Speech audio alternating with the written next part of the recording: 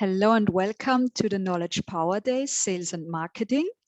My name is Romana and I'm your moderator today. Our topic today is connecting systems with a key identifier, learn from ÖBB's master data experience. And I'm very happy to welcome our two experts today. Hello, Philipp. Hello, Gerhard. Great to have you with us. Before we start, I would like to show you a short overview about our conference week. We have several webinars going on this week, and you still have the opportunity to register for them. Last but not least, some organizational information. You are all muted, you know this, and you can write your questions in the Q&A section. I will collect the questions and we will answer them right after the presentation. And we are recording this session and you will receive the presentation and the recording tomorrow. So Philipp and Gerhard, the stage is yours. So hello from my side. First technical check. I hope you guys can see my presentation. Romana. Yes, everything fine. So perfect. Okay, so firstly, I'd like to introduce myself. My name is Philipp Bayer. I have the role of process manager, supply chain management within the ÖBB, Austrian Federal Railways, for those who do not know. And there I was in charge of the project connecting systems with the key identifier, which I will show you later throughout my presentation. Now I would like to give the word to Gerhard to say a few words about him.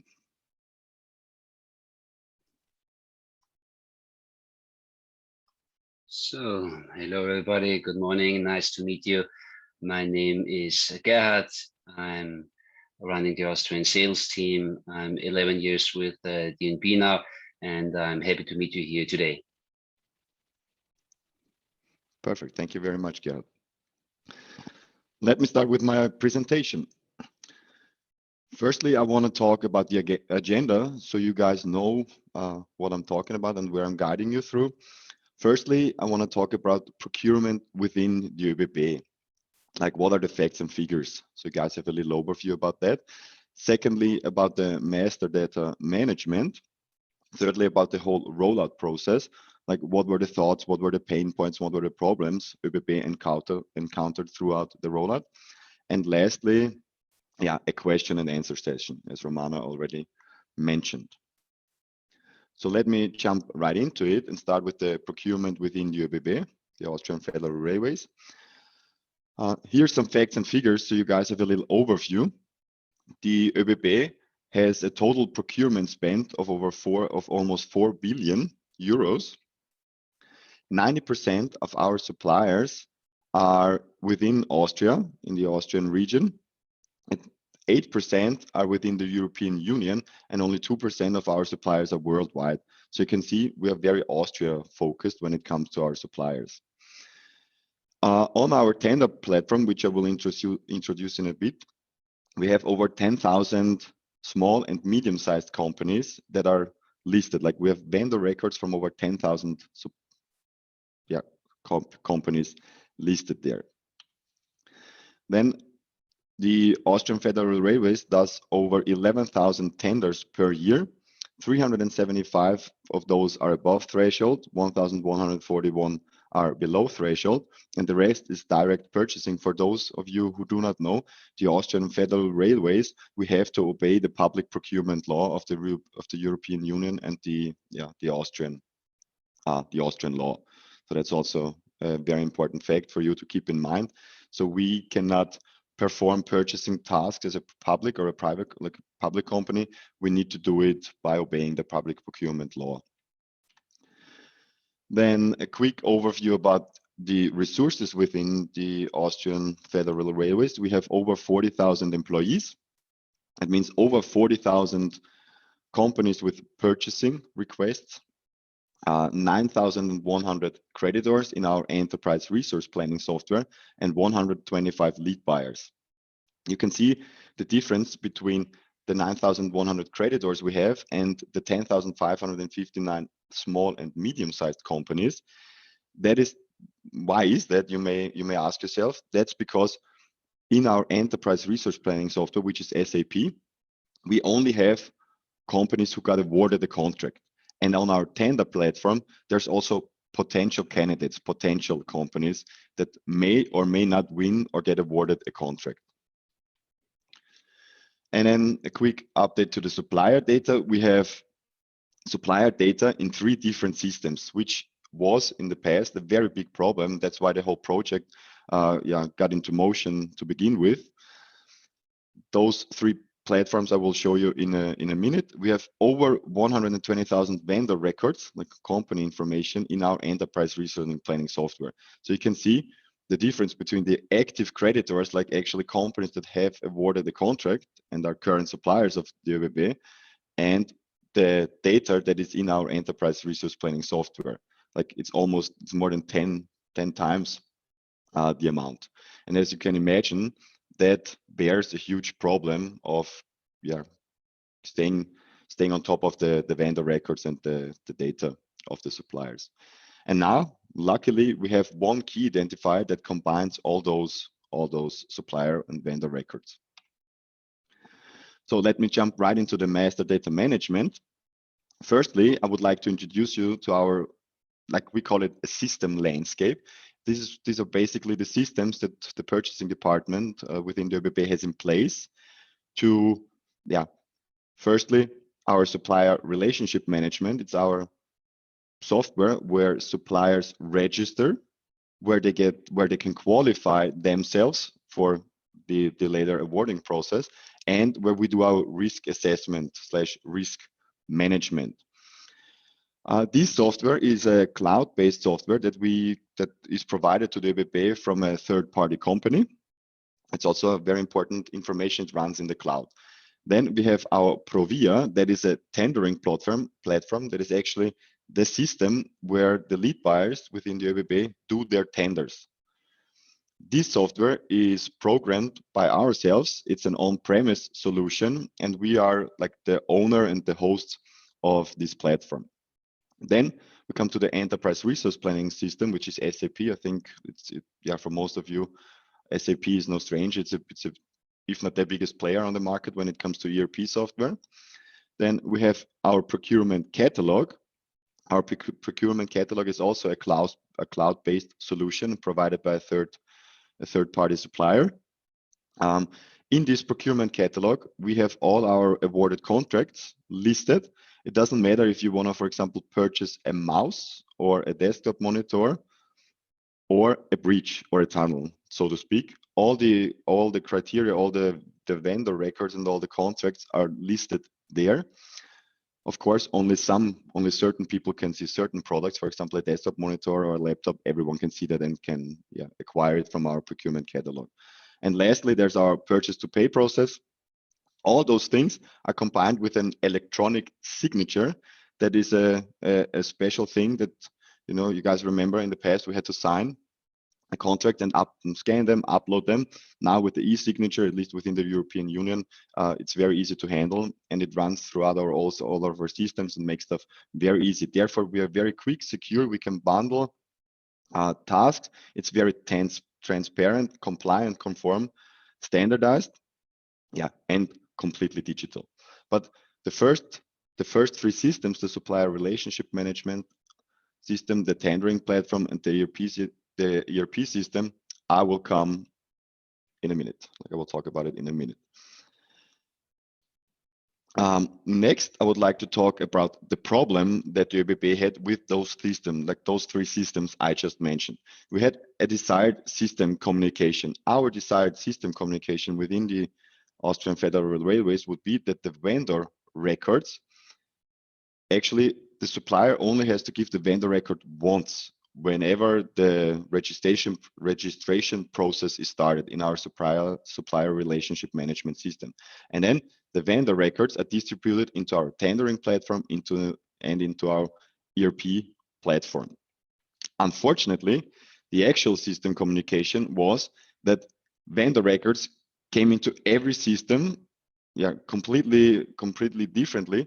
For example, in the registration part of the supplier relationship management, we had a standardized process of how we wanted the vendor records to look. In the tendering platform, for example, because we have to obey the public procurement law, we had the problem that we needed to give access to companies, like we needed to give them access to the information about the tenders without them having to register. Like that was a legal obstacle, legal problem we had. So we had information coming in into our Provia, into our tendering platform. And then we had the problem of maverick buying. Maverick buying means that the process the purchasing department had in place was not taken into account, meaning that one of our employees who wanted a product or wanted a service went rogue, I want to say, and directly contacted the supplier, put the supplier in our ERP software, put the information there. And as you can imagine, that is 3 different ways of how vendor records came into our systems, and they look completely different. In our supplier relationship management software, we had one standardized process for all the information that we wanted and we needed. In the Provia, we couldn't take any information from the company because we needed to give them the information completely free, without any obstacle, without any registration even. And in our SAP, in our enterprise resource planning software, the employee itself put the information. As you can imagine, the data quality lacks. That's just how it is. That's just how it was. And therefore, we had a big problem in the purchasing department because we couldn't do a proper controlling of our numbers, and we couldn't put suppliers together. We didn't know that the supplier relationship management supplier was the same that it was on the tendering platform and the same that it was on the ERP platform. So we had a problem. Therefore, I was in charge of the project, and we came up with possible solutions too. The first possible solution was a matching sheet. I have to admit, in the past, this has been done within the Austrian Federal Railway because the supplier relationship management software was a software that we implemented in 2018. The tendering platform was a solution that we implemented in 2014, and the ERP software we already have in place, like a longer time. I don't know exactly when we implemented our SAP system. Nevertheless, in the past, between the tendering platform and the enterprise resource planning software, there was already a matching sheet, meaning that we have an Excel sheet with information from our Provia, with the company information and a number, like an identifier, and the same we had in our enterprise resource planning software. And then we had a person in the back who was matching those numbers with each other. As you can imagine, it was low cost of implementation besides the 1 FTE we needed to do the task, but it was full of human error, and it was very labor intensive for this one person. And when we implemented a new system, the supplier relationship management system in 2018, we said, okay, this is a possible solution, but it cannot be the only solution. We need to look out for something else. And there we did some market research, and we found out about the possibility of putting a key identifier in all of our systems. Therefore, we would afterwards have clear assignments, high potential for the future, because if we only have one key identifier numbers through all our systems, the reporting, the controlling of those numbers, it will be way easier to get a good overview about the companies that we are actually in business with throughout all our systems. No human errors, because we rely on external information, because we as a ÖBB, we don't have a key identifier. As I told you, there are own identifiers in each and every system, but not one key identifier for all of them. Then the negative points of the key identifier were we needed external help. Like we could not do it on our own, and there was a higher cost of implementation. As you can imagine, a matching sheet is rather cheap. A key identifier, you need to pay a service to a company, and therefore we did a little market research, and we're looking, okay, what is on the market? And if you remember the first slide I showed you, 90% of our suppliers are within Austria, and there we have I want to call a service in place, which is called, I have to say the German name, it's called Firmenbuch. It's basically a number, a service where companies in Austria have to register, like they have no other choice but to register there, and they get assigned a clear number. But unfortunately, that was not enough for the ÖBB, because we had some European suppliers, and we had a worldwide customers that sit, for example, in South Africa, then North America, Asia. So we needed a number that actually could do the job for the 100% of the Austrians, of the suppliers that the ÖBB has, and not only for the 90. And so we did a little market search, and we came by a solution, a very elegant and good solution, if I might add, which was the Dun Bradstreet DUNS number. And therefore, I'm giving over to the next slide, and I want to give the word to Gerhard, who will explain a little bit about the DNB DUNS number. Thanks, Philip, and hello again. I hope everybody can hear me. May I explain? Fine. May I say a few words to the DUNS number? DUNS is short for Data Universal Numbering System, which was created by DNB in 1962, so a long time ago. And what is it, the DUNS number?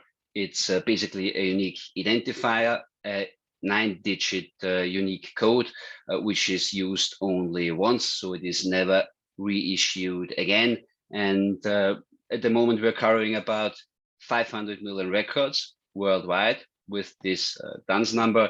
Means that we have identified 500 million company records worldwide. And regarding the DUNS number, it's not only a unique identifier, it is much more. It can also show you the connections between companies. It can tell you which company is connected to each other, which company is the global ultimate, for example, so the highest headquarter, which is a subsidiary, and so on. This means you can do extensive analysis in your portfolio, in your vendor portfolio, or for example, in your customer portfolio, if you're on the CRM side or on the SRM side, and you can do extensive spend analysis and can analyze the relationships amongst your vendors or between your main vendors and your customers. So lots of possibilities. I think that's in short the most interesting about the DUNS number. And if there are any questions regarding that, please put it in the chat. And I'd like to pass on to Philip again. Thank you very much, Gerhard. You're welcome. Yeah, let me get back to the rollout phase then. And there I would like to talk about the master data management within the ÖBB, like the solution that we came up with. And therefore, I will guide you really click for click so you can imagine, you understand. I showed you the system landscape in the beginning, and now I will go through it point by point. Firstly, we have our onboarding process. And as I told you, in our onboarding process, we have a specific list of information. You can see this information now on your screen on the slide. This is the information that a supplier needs to give, like he needs to give that information to us. As you can see on the very bottom of the picture, you see the DNB DUNS number. So within the registration process, the supplier needs to give the DUNS, the DNB DUNS number. We also have a system in place, for example, for companies or even potential suppliers of ours who do not know their own DNB DUNS number, because believe it or not, even though you might not know it, you have one if you're a legal entity. And therefore there is an option that DNB provided for us, where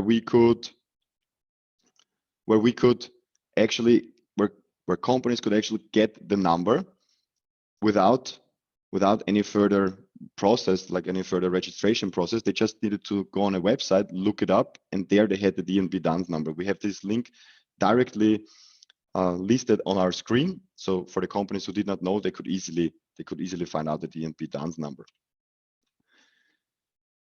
Yes, you might ask the question now, where was this registration process taking place? It was in our supplier relationship management software. As I already told before, in the beginning, we had the 3 paths where information could come in, but afterwards with the master data management and the key identifier that we put in our registration, we said, no, the only way that suppliers in the future can address us, or potential suppliers can register, is within our supplier relationship management software. And with the information they put, you can see that the vendor record during the onboarding process is actually, there's a duplicate check, and in this duplicate check, four things will be checked: the DNB dance number, then Vorname, Nachname, that is the first name and the surname of the person, and then the email address. Because as you might imagine, an email address is directly attached to a person, but a person could change companies. So in the 1 year ago, he could have this dance number working for this company, still having that email address, and it could change from 1 year. So we also said, besides the DNB dance number, we also want the email address to be duplicate check. After that, the information goes into a database. This database is in our tender platform, in our Provia tendering platform. Now you might ask, why not in the supplier relationship management database? And there we had some risk concerns within our Chief Information Security Office within the ÖBB, and they said the Provia is a system that belongs to the ÖBB, that runs on premise, and the supplier relationship management software is not. So we said, okay, we do the registration process through the supplier relationship management software, but the data we keep in our Provia, we keep on our tendering platform. And from our tendering platform, the information will go into all third-party systems that we as a purchasing department and as the ÖBB in whole have in place. So you can see the information goes to our ERP software, because how is the process for awarding a contract? The supplier registers, the supplier takes part in a tender, and the supplier then gets rewarded a contract, and only when rewarded the contract, it will go into our ERP software system. Then we have something like an auction platform in place, which is basically, you can compare it to eBay, where we auction off our contracts in a specific public procurement law conform way. Then we have our risk management system that I already talked about in the very beginning. Here it is where we monitor our suppliers on certain social risks, geopolitical risks. Yeah, and then we have a CSR system in place, where we also need the DNB dance number as a key identifier, as a connector. So you can see throughout the whole process, from the registration all the way to the third-party systems, we have this DNB dance number in place as a key identifier. We know immediately and on point which company is which company in every system. Like we can make the connection there very easy. And if you remember in the beginning, I said we have more than 100,000 supplier or vendor records within our ERP system. In the beginning, there was a big problem, but with the key identifier, we actually could bring that number down a lot, because as you can imagine, just historically growing, we have a lot of supplier information that is exactly the same. Maybe there's a dash missing, maybe there's a comma missing between the companies. But really, for example, if I take the example of Siemens, because most people know the company Siemens, we had that more than 800 times in our ERP system, and they were all exactly the same company. But our department within the ÖBB, we couldn't be sure, because they said, okay, it has a meaning, it has a purpose. Why was this company even created in our ERP platform? And with the DNB dance number, we had the option, we had the chance to actually see, okay, all those information, those are actually the same companies, and we couldn't put them together to one company in our enterprise resource planning software. So there was a huge step forward to reducing, like we call it data, like garbage in our data, and we can actually clarify a lot. Same applies to all the other systems where we had multiple companies listed. Yeah, so let me go to the next slide, where I want to talk about the outputs of the project. As you can see, I showed you the final picture of how we did it within the ÖBB, all under the public procurement law perspective, of course. And here are some outputs about the data quality. No more duplicates. As I already mentioned, in our enterprise resource planning software or in our tendering platform, neither in our supplier relationship management software, we have duplicates that we don't want, because there is an important need to distinguish, because some duplicates in our ERP system, they are wanted, like the person who are in charge of their information, they actually need or want duplicates sometimes, but that's another topic to go into. But we have no more duplicates that we actually do not want, no unnecessary duplicates, as we like to call them. Then we have no more data silo. What do I mean by data silo? in the beginning, we had the supplier relationship management software, the ERP software, and the tendering platform. And all those three, they had different vendor record information. Now we don't have that anymore. Like we only have one data silo where the data is together, and it's in our tendering platform, as already shown before. Then we have an exact vendor information through all our systems. What does that mean? It means that the quality of the information that we get from DNP is way bigger and way better than the quality of the information that the supplier on their own puts into our system sometimes, and the purchasing people or the people within the ÖBB put in our system. What do I mean? I mean the human error. DNP, it's the USP that they provide us with a correct number, with a unique number that's only once given for every company, and that the information throughout the whole process is valid and exact. Within the ÖBB, we couldn't guarantee that just by the sheer fact that the human error could be involved there. And also very big and very, very crucial point is that the information is always up to date. The information we have, it is always up to date. Then coming to the point of the subsidiaries, because for those who do not know, the Austrian Federal Railways, we have a lot of subsidiaries within our, with our incorporation. And due to the DNP DUNS number, we have exact vendor data in every single subsidiary, in every single system. And we have daily solvency updates about all those all those companies within the ÖBB, but also from our customers and so from our suppliers. Sorry. What I mean, Gerhard already spoke about it. He said with the DNP DUNS number and the global ultimate DUNS number for one and the same company, we can build the company tree. Like we can see for us, okay, Siemens, for example, they have 26 subsidiaries and they're connected through this number in a specific kind of way. So that also helps us in our reporting exercises, in our presentation exercises, to get a holistic and a full picture of the supplier, which in the past, we needed to know, okay, that this company is a subsidiary of this company.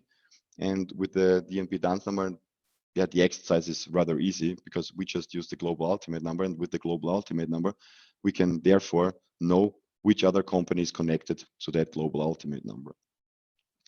Then the efficiency is skyrocketed within the ÖBB because we no more need, we did not need any matching sheets anymore. Therefore, there were no human errors and we had a fully automated process in place.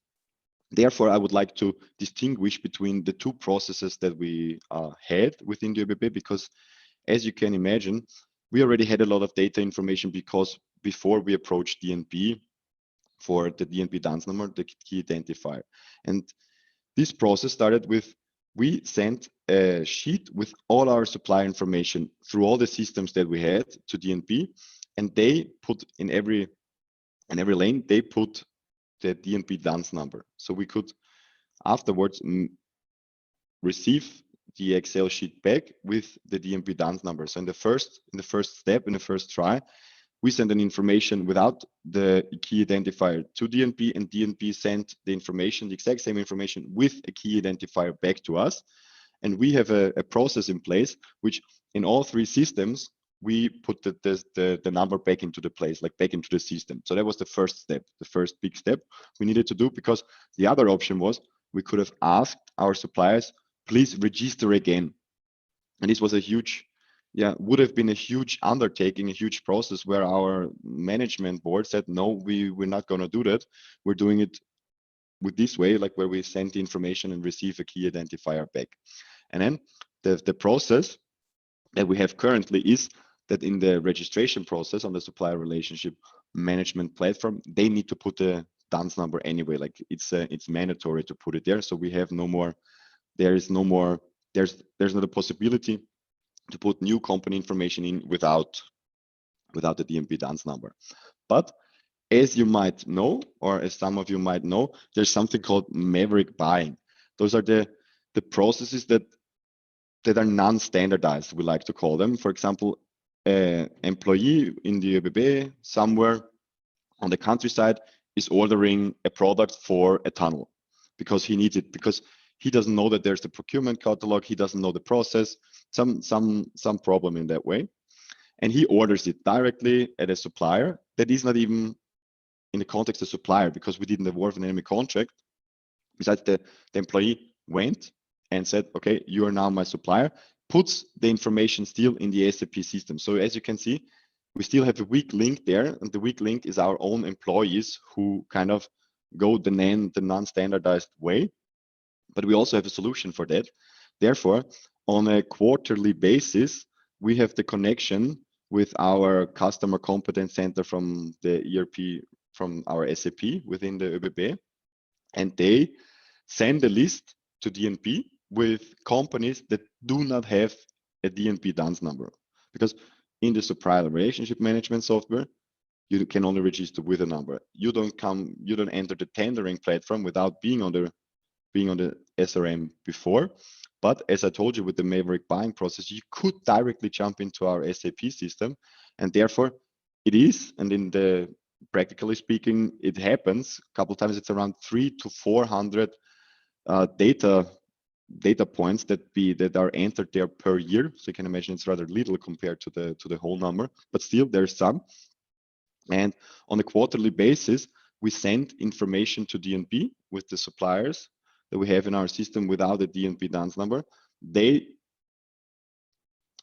take the list, put the key identifier in the list, and send it back to us. And then we have an automated upload process within the SAP system, where the key identifier is then matched and added to the vendor record. And yeah, lastly, I also want to speak about the public procurement law. I do not know how many of you guys are familiar with the public procurement law, but as I mentioned in the beginning, we had the problem that we need to give the suppliers, the potential suppliers, and very, very easy access to our system. And therefore, we actually had to negotiate with the lawmakers within Austria to talk about that fact that they actually needed permission to see all of our information, all of our data information, without leaving any information for us to work with. So you can imagine they needed to go on a website, they could download the information about a tender, but we didn't have any information about who just downloaded that information. And actually in 2018, they changed the law in that way that we were suddenly allowed to collect this information, to collect those 4 critical points, like the email address, the surname, the last name, and the DNP DUNS number from the suppliers. And therefore, the public procurement law problem that we had in the past suddenly was not a problem anymore. So that is how we solved that. And yeah, therefore, I would like to go over to the Q&A section of the presentation so feel free to ask any questions. Romana, if you could be so kind and share the questions with me. And yeah, first of all, thanks for your attention, of course. Thank you very much. Yeah, thank you, Philip. And we have quite a lot of questions, especially concerning the DUNS number. So the first one is, have you checked alternatives to the DUNS number? And why did you choose DUNS at the end? Yes, very good question. Yes, we have checked alternatives to the DUNS number. And actually, there are some on the market, and also in a domestic kind of way. I think every country, they have a specific number for registered entities, like for registered companies. Quick answer, why did we choose the DNP DUNS number? Because in the end, with the supplier spectrum that the ÖBB had, which goes basically everywhere in the world besides North Korea, the DUNS number DNP was the only one who could provide us with a holistic approach and could guarantee that this number is only given once, only validated once. And if the company is, for example, like solvency, if it doesn't exist anymore, the company dies, the DUNS number dies with the company. And I know that other companies also have a similar number, but in our expectation, this market is the winner takes it all. And in our case, DNP, they are the winners of this process, if you want to say, because they were the first. They have a holistic approach on it, and therefore we awarded the contract to DNP. And also, that's a quick information for those who do not know the public procurement law. We needed to do a tender. That means we had a tender for who will supply suppliers with the DNP, with the key identifier. Let me put it that way. Who will supply us with the key identifier?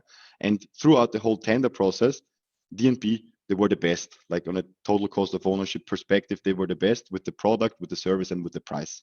So therefore, we had to award them the tender. But in my opinion, also without the public procurement law in the background, we would have awarded the information. We would have awarded the contract to DNP. And maybe, Gerd, you have some more information. What distinguishes you guys from the rest of the field when it comes to the key identifier? Thanks, Philip. I mean, I don't want to repeat what you've said, but basically you've said it all. We're the only provider of a unique identifier which has global coverage. For sure, there are local providers that can that issue a domestic code for a specific region, for example, Austria or maybe the DACH region. And I mean, I mentioned it before. One of the most important things is that you can structure your companies, your SRM, your CRM, so your vendor database, your customer database using the DUNS number, because it shows the relationships between the companies, and this is something unique. There is one more question concerning the DUNS number. Did you have to add any extra field into SAP for the DUNS number, or did you use an unused field in SAP for the DUNS number? That is a very good question, and there was a problem for the DNP DUNS number. We did not have to add any new field into SAP. There was actually an existing one, but for the global ultimate DUNS number, we had to add an extra field, and therefore we did not just create a new field. Like, we used information that was already in SAP, but was designated for something else. Like, for example, it was the address number 4. I think the field address number 4, we changed because this field was in almost all the cases, it was empty because nobody fills out that information that detailed. So we used that field for the global ultimate. But for the DUNS number itself, we had a field that was already pre-existing in SAP, but for the DNP global ultimate DUNS number, we needed an extra field there. And for our purposes, we needed the global ultimate so we can make the company hierarchy and the structure of the company. So it was very essential to do that. But I don't know how it is in your company, but in our, it was a change request that got changed rather quick. So there was not a big problem for us to do that.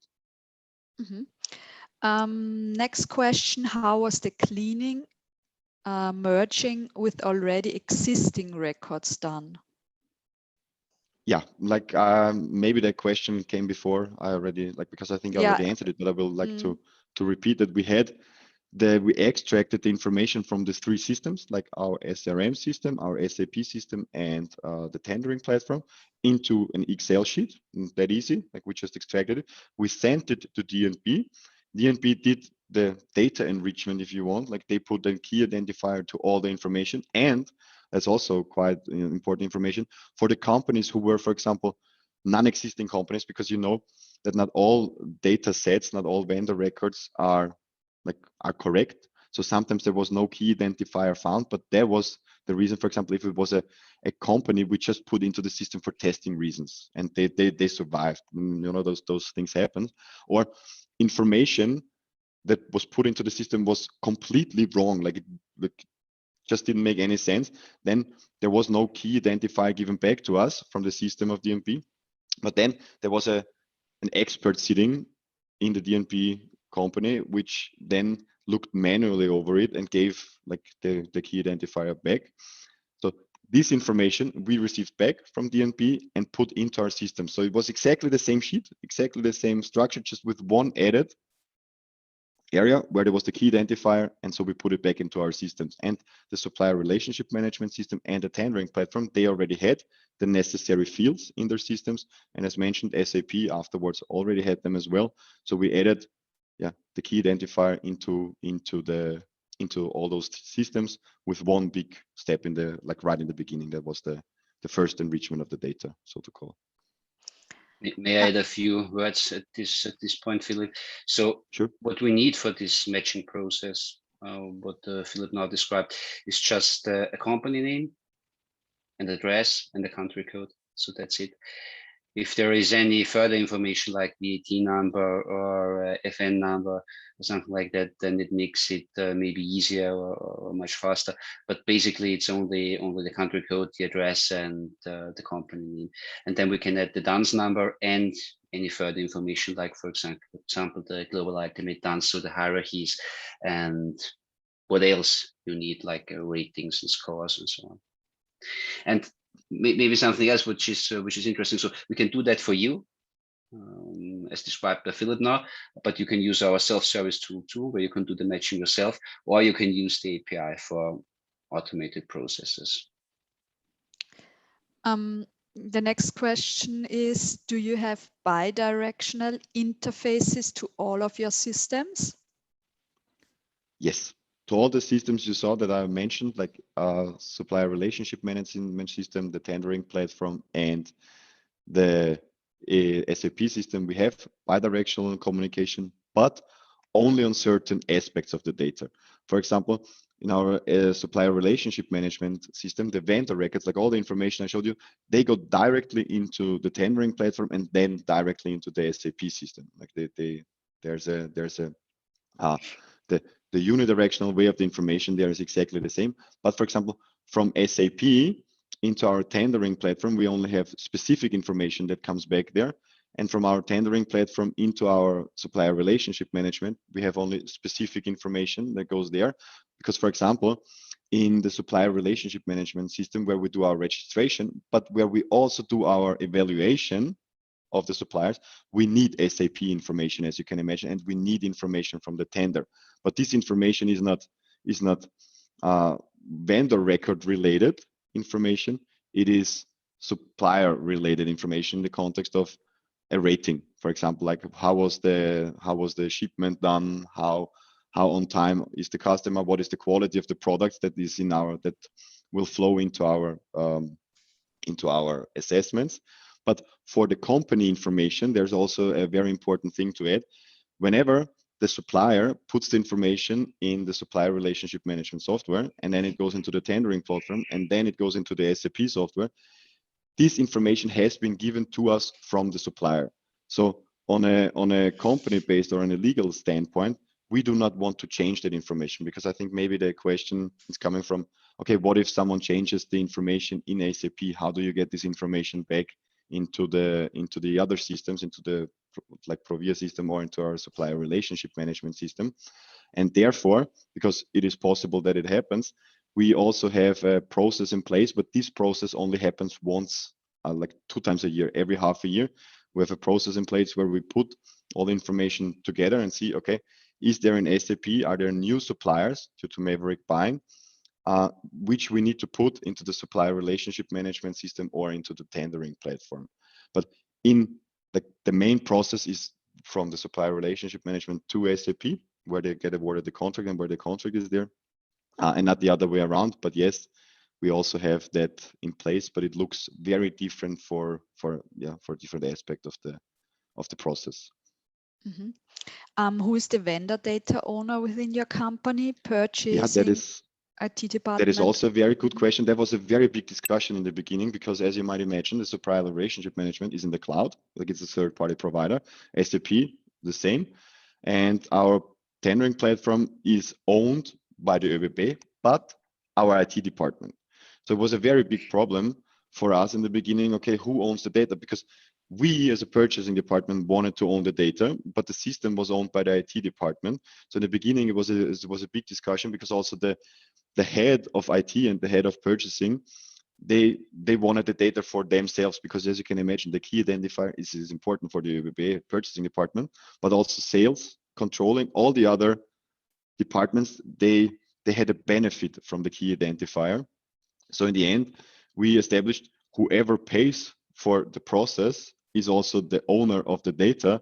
And in the end, the purchasing department paid for the process and now is the owner of the data. And I can tell you, that was a very, very smart thing to do and a very important thing to do, because it's like we have it in place now almost 5 years, and the discussion every year, the discussion comes up again and again and again. We want to change, we want to add something. Can we not get some substitute information from DNB? Can we not do this?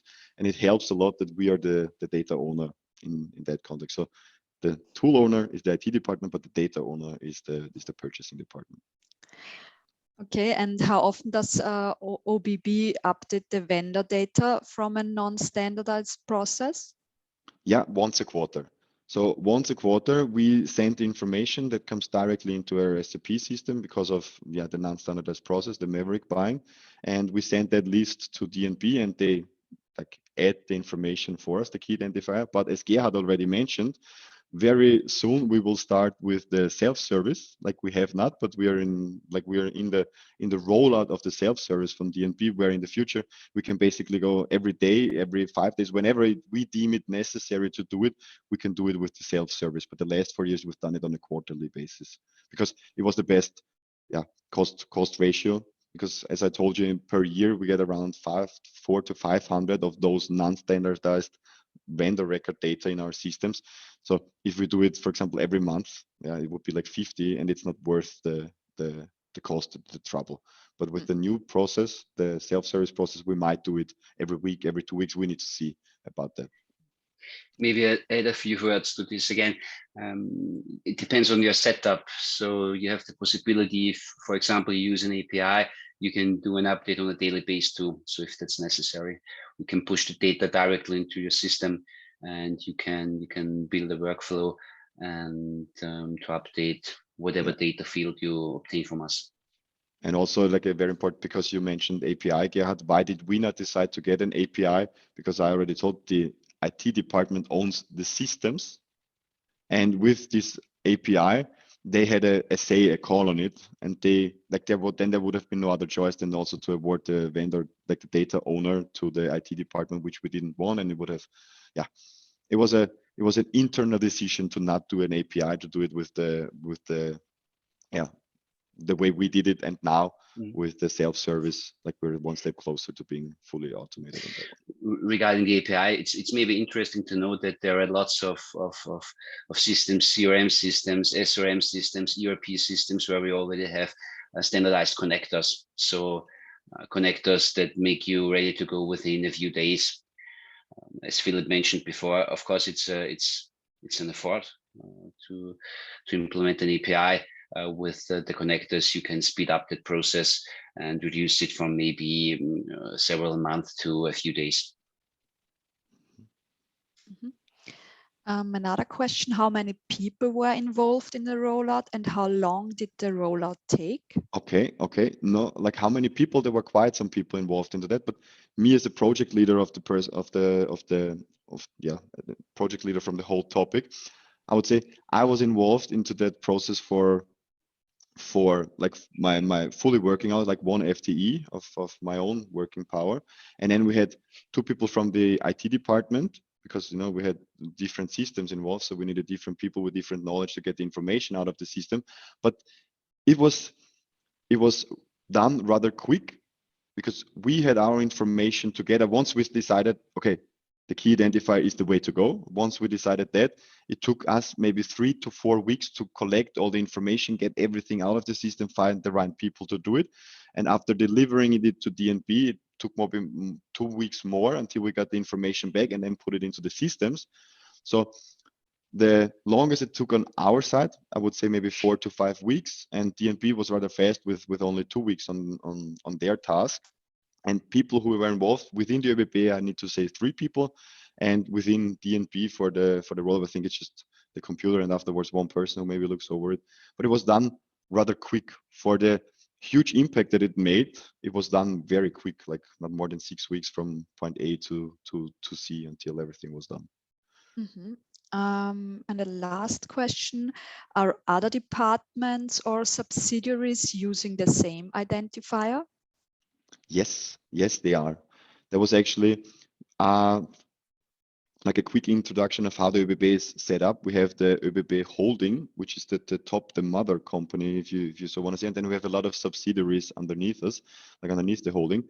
I'm directly located in the ÖBB Holding department, and all of our subsidiaries, there's different purchasing departments for different products in different subsidiaries, and they all use the same information, like exactly the same key identifier. And it was actually quite easy to convince them to do that, use the information because they saw the benefit of using it instead of a matching process with matching data in the background and an Excel sheet. So yes, all the other departments within the ÖBB also all the other subsidiaries also use the identifier, and also furthermore some other departments. The IT department, they use it, for example. Then our controlling department, they use it. The sales department, they use it. So the information, because it is in SAP, they saw a benefit of using it, and then they used it. So it was not only a benefit for the purchasing department in the aftermath, I would say it was also a benefit for the other subsidiaries and other departments. Now, a quick question for those we are not familiar with the Austrian customs, the D&B DUNS number. Before we implemented it within the ÖBB, a lot of people did not know about it. So there was never, okay, we need this key identifier. How do we do it? And now that we have it, people are very happy and very lucky that we do and that we have it. So it was worth the effort and it was worth the money. I can say that. Glad to hear. For the moment, there are no questions left. So once more, thank you, Philip and Gerhard, for sharing your knowledge. Right. If there are any questions left, please contact Philip and Gerhard directly via LinkedIn.